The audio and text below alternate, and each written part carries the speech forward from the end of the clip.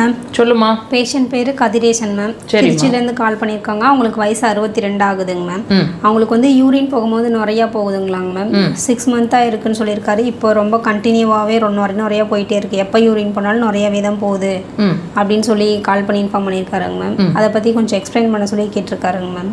Okay, கண்டிப்பாக பண்ணலாமா.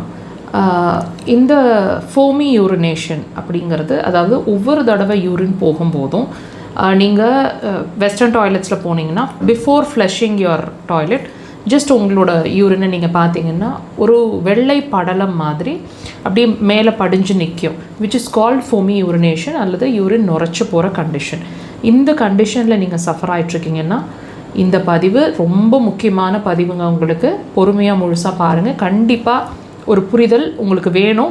இதுக்கு முன்னாடி வரைக்கும் இது சம்மந்தமான ஒரு கிளாரிட்டி இல்லைனாலும் இந்த பதிவில் கண்டிப்பாக உங்களுக்கு கிடைக்கும். பொறுமையாக பாருங்கள். இந்த ஃபோமி யூரினேஷன் அப்படிங்கிற ஒரு விஷயம் எதை சொல்லுது, நம்ம பாடி என்ன மீன் பண்ணுது, கண்டிப்பாக இந்த பதிவு உங்களுக்கு ரொம்ப ரொம்ப ரொம்ப முக்கியமான பதிவுங்க. இது நாள் வரைக்கும் நீங்கள் இதை அதாவது இந்த கண்டிஷனை இதோடு ஒப்பிட்டு நீங்கள் பார்த்துருக்கவே மாட்டீங்க. பட் இந்த பதிவில் அதை தெரிஞ்சுக்க போகிறீங்க. இந்த ஃபோமி யூரினேஷன் அல்லது யூரின் நுரைச்சி போகிற மாதிரி இருக்கிற கண்டிஷன் உங்கள் கிட்னி சம்மந்தமானது அப்படின்னா உங்களால் நம்ப முடியுதா? அதுதாங்க உண்மை. இப்போது நாங்கள் நிறைய பதிவில் கிட்னி பாதிச்சிட்ருக்கு, பாதிக்க போகுதுன்னா சில வார்னிங் சிக்னல்ஸ் வழியாக அதை சொல்லும்னு நாங்கள் சொல்லிகிட்டே இருக்கிறோம். அந்த வகையில் இந்த ஃபோமி யூரினேஷனும் பிரதானமான ஒரு சிம்டம்.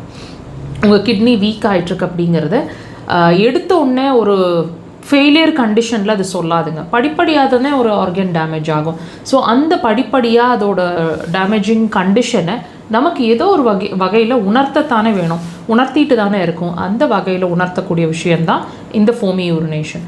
இது அப்பப்போ ஆரம்பிக்கும் அல்லது மார்னிங் ஃபஸ்ட் யூரினேஷன்ஸில் ஆரம்பிக்கும். அப்புறம் படிப்படியாக அது இன்க்ரீஸ் ஆகி கண்டினியூஸாக யூரினேஷன்ஸில் ஃபோமி யூரினேஷன்ஸ் இருக்கும். ஸோ இதை நீங்கள் மைல்டாக கவனித்தாலும் சரி, கண்டினியூஸாக இருக்குன்னு நீங்கள் கவனித்தாலும் சரி, you have to give importance right away. So இது நீங்கள் லாங் ரனில் விட்டுறாதீங்க. இப்போ தான் ஆரம்பிச்சிருக்க ஒரு மாதமாக பார்த்துட்ருக்கோன்னாலும் தயவுசெய்து உடனே அதுக்கான இம்பார்ட்டன்ஸை கொடுங்க. இப்போவே இந்த கண்டிஷனை நம்ம ட்ரீட் பண்ணிட்டோன்னு சொன்னால் உங்கள் கிட்னியை நம்ம சேவ் பண்ணிக்கலாம். அக்குபஞ்சரில் நாங்கள் அதை அப்படி தான் அணுகிறோம். கண்டிப்பாக அக்குபஞ்சரை ட்ரை பண்ணுங்கள்.